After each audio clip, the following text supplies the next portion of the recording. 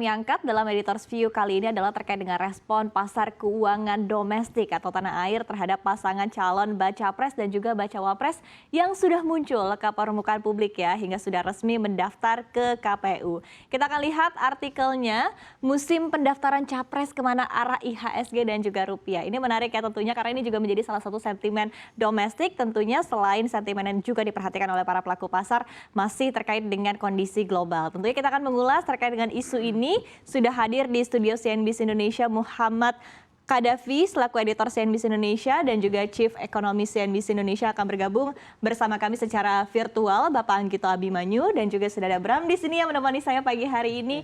Kita sapa terlebih dahulu, apa kabar? Selamat pagi. Pagi Mbak, Mas. Selamat pagi Mas Davi. Ya, selamat pagi. Baik, kita sapa juga selamat pagi ya Pak Anggito sudah bergabung bersama kita secara virtual. Nah, berbicara terkait dengan tiga baca pres dan juga bacawa pres yang sudah muncul ke permukaan publik ini menarik ya karena memang menjadi perhatian juga bagi masyarakat utama juga berkaitan dengan pasar keuangan ya kira-kira siapa yang visi dan juga misinya ini paling cocok ya dengan sisi perekonomian, sisi pasar keuangan domestik begitu. Tapi mungkin kita akan tanya terlebih dahulu dari Mas David dari tiga paslon ini tanggapan Anda berkaitan dengan pasar keuangan seperti apa?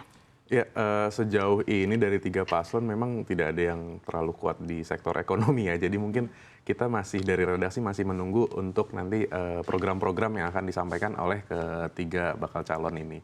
Jadi dari redaksi sih posisinya masih menunggu dan sejauh ini pasar keuangan belum terlalu banyak digerakkan oleh pengumuman dari calon-calon capres dan cawapres kemarin itu.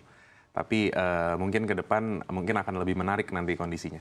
Oke, baik. Nah, kita tanyakan juga nih ya kepada Pak Anggito. Pak Anggito sudah bergabung. Mungkin memang betul ya tadi terlalu cepat kalau kita lihat begitu seperti apa nanti dari tiga pasangan ini akan berpengaruh kepada baik dari sisi ekonomi dan juga dari sisi pasar keuangan. Tapi mungkin bisa dilihat begitu ya untuk gambaran kasarnya secara kasar terlebih dahulu begitu ya dari Anda Pak Anggito seperti apa? Ya, terima kasih Mbak Iva ya dan para pemirsa sekalian, Mas Kadafi dan Mas Bram. Saya kira pasar masih mencerna berita-berita yang muncul baik global maupun domestik ya. Di pasar global tentu masih kita lihat di pasar masih ketidakpastian masih sangat tinggi. Kemudian dalam negeri sendiri pasar masih mencoba memahami kenaikan 7 days repo rate yang dilakukan oleh BI 25 basis point minggu yang lalu, kira-kira kemana arah dari kebijakan Bank Indonesia tersebut. Jadi saya kira masalah pengumuman capres dan cawapres meskipun sudah lengkap semuanya masih belum kelihatan ya di dalam refleksi terhadap indeks harga saham maupun rupiah yang kita hadapi. Bahkan mungkin tidak terlalu signifikan ya. Oke, baik. Jadi belum benar-benar kelihatan begitu ya Pak Anggito ya, seperti yang tadi juga dijelaskan oleh Mas Davi. Mas Davi, tapi andai kita mengamati juga begitu ya terkait riset yang juga dilakukan oleh tim CNBC Indonesia yang mana juga tentu masuk begitu ya dalam headline pertama dalam sejarah RI diserbu investor saat Pilpres. Nah, sebetulnya ini pertama dalam sejarah apa yang membuat investor juga bergerak melakukan investasinya di saat memang gemuruh pesta politik atau pesta demokrasi di tanah air sedang panas-panasnya yang biasa juga mereka lebih menunggu wait and see terlebih dahulu dalam pesta demokrasi yang ada di tanah air. Ya, mungkin tahun ini memang investor-investor asing juga masih melihat juga di negara-negara berkembang perkembangannya seperti apa di tengah era suku bunga tinggi. Dan itu bertepatan juga dengan kondisi domestik di mana kita menuju pesta demokrasi di tahun depan. Nah, mungkin pergerakan investor asing ini akan semakin menarik sampai di akhir tahun ini begitu pasangan-pasangan ini akan mengumumkan visi misinya dan program-programnya. Dan kalau kita lihat juga sebenarnya capital outflow kita cukup tinggi loh Mas untuk di menjelang pengumuman kemarin. Cuma perlu jadi catatan juga kalau capital outflow yang kemarin itu terjadi sepertinya lebih banyak dari sentimen global dibandingin sentimen domestik. Jadi biasanya pasar keuangan itu bergerak faktor besarnya ada dua, global dan domestik. Dan kali ini sepertinya yang lebih menggerakkan pasar itu sentimen di globalnya. Di tengah suku bunga tinggi, higher for longer dan juga rupiah yang sempat kemarin di 15.800 ya kemarin itu. Jadi IHSG juga kita lihat capital outflow-nya cukup tinggi di 2 hari minggu kemarin itu sempat sampai 1 T lebih dalam 2 hari berturut-turut. Oke. Oke, nah kemudian kalau kita lihat begitu ya, tapi kita mungkin akan lihat dari sisi ekspektasi juga ya dari para pelaku pasar. Tentu boleh dong ya berekspektasi berandai-andai begitu ya nanti ketika kita dipimpin ini seperti apa arah kebijakan dari sisi ekonomi, investasi dan juga pasar keuangan ini akan sangat berkaitan begitu. Tapi mungkin bisa dijelaskan sebetulnya ekspektasinya sejauh ini dari para pelaku pasar terhadap kepemimpinan di periode berikutnya seperti apa sih Mas Davi? Ya, kalau kita ngobrol-ngobrol dengan para pelaku pasar sih sebenarnya harapannya yang penting bisa menjaga stabilitas politik. Dan dari ketiga pasangan ini sepertinya pelaku pasar cukup puas ya kalau kita lihat karena stabilitas sejauh ini tidak ada terlalu gemuruh dari pendaftaran capres dan cawapres kemarin. Itu sih harapan utamanya karena begitu politik stabil, ekonomi bisa lebih cepat lah untuk pulih dan recover dari pandemi dan juga era suku bunga tinggi ini. Oke, meskipun sebetulnya banyak kejutan, tapi memang masih cenderung stabil ya, Betul. Mas Davi. Tapi dari Pak Anggito seperti apa begitu ada ekspektasi yang diharapkan oleh para pelaku pasar di periode berikutnya, apalagi melihat begitu karakteristik dari setiap paslon ini sendiri seperti apa Pak Anggito?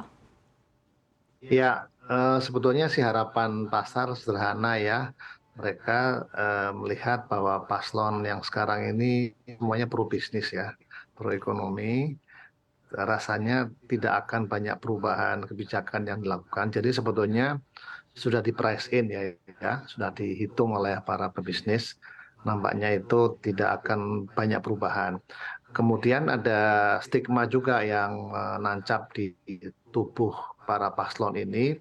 Kesannya adalah capresnya Pak Ganjar dan Pak Prabowo ini pro keberlanjutan ya, sementara yang Pak Anies lebih pro kepada perubahan.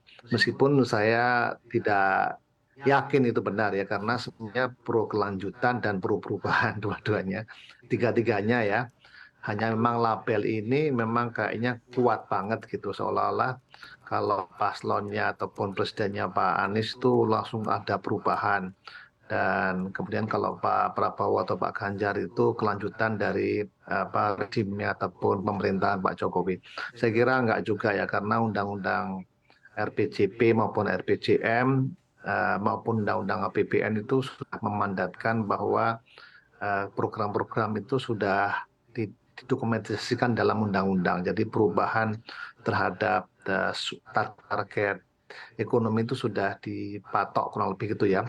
Hanya sekarang yang harus diadu adalah sejauh mana para paslon itu bisa melakukan eksekusi dengan cepat, dengan baik, dengan benar. Itu yang pertama. Yang kedua adalah sejauh mana para paslon itu bisa mengundang investasi, membuka pasar untuk investasi.